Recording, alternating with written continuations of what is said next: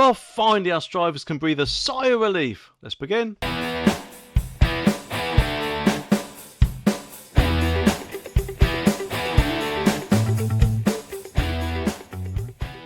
Now, for months or even years, petrol prices have been going through the roof, haven't they? And yes, whilst them coming down is a good thing, they quite often quickly go back up, with petrol stations always seem to put them up quicker than they put them down, don't they? However, that will soon be changing. So why is that then? What's going on? Well, apparently, according to this article, petrol stations are going to be given just 30 minutes to reduce rip-off prices or face fines. And that is because apparently the government is going to be finalising plans for a pump watch regulator that is set to be announced in the next 2 weeks.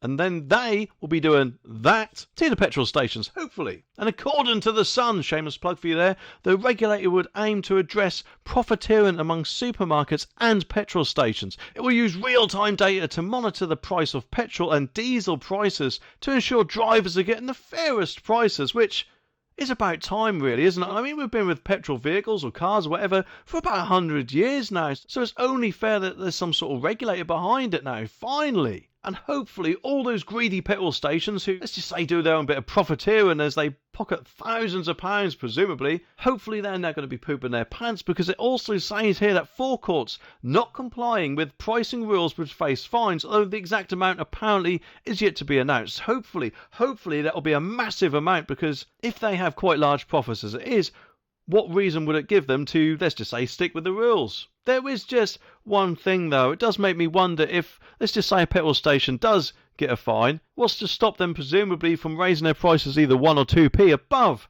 the average, and therefore might be seen as still in the fairest price zone than what they would have done otherwise, and thereby still get raking in loads more profit. Hopefully I am wrong with that, though. It does say here that Pump Watch was initially unveiled by Energy Secretary Claire Clatino, hope we pronounced that right, in January, although it has so far operated on a voluntary basis. But, and that's a but with a capital B, the next phase of the scheme, however, is set to be announced shortly, which probably will mean that it will no longer be voluntary, and all these fines or penalties will presumably be put into practice and clamp down on all those greedy petrol stations. Hopefully that'll teach all these forecourts a lesson who are actually doing this, but won't impact any smaller petrol stations who are complying with the rules. But what have the government said about this? Well, apparently, and the Energy Department source said, well, they never give their name, do they, these sources? Drivers should be getting the cheapest price at the pump. We are cracking down on the petrol station bosses who are not passing on the savings, with the retailers being forced to share the real-time prices every 30 minutes or face fines.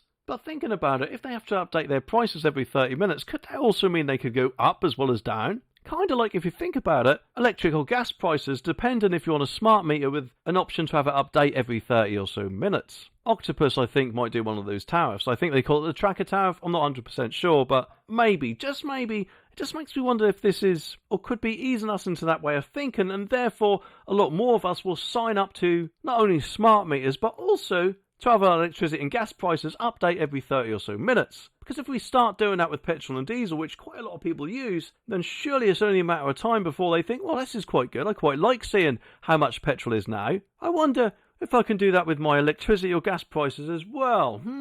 I bet I'm not too far off, although something tells me I'm overthinking this a little bit, or I might need a silver tinfoil hat made, or something like that, hey? Howard Cox, though, of Fairfield, UK, who apparently has been campaigning for pump watches, called for tough financial penalties for firms who are profiteering at the expense of motorists. And that is not only a good point, but without that guy and people like him, I'm guessing that this would have never even happened at all. He added that greedy fuel supply chain businesses know full well that they are arrogantly untouchable. Their voluntary participation in the scheme was unsafe.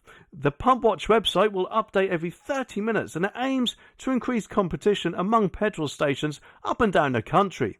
It comes as drivers are now paying apparently £5.50 more for the average tank of fuel compared to January. And of course, petrol prices rose by 2p in April to 149.9p, while diesel rose by 2p to 157.7 pence, the RAC has said. But apparently we won't all notice this increase because the RAC highlighted that is apparently a postcode lottery. And no, I'm not talking about that advert with these guys come up with the big checks, which to be honest I haven't won yet, but then again it kind of would help if I actually played it. But he's obviously talking about your local area.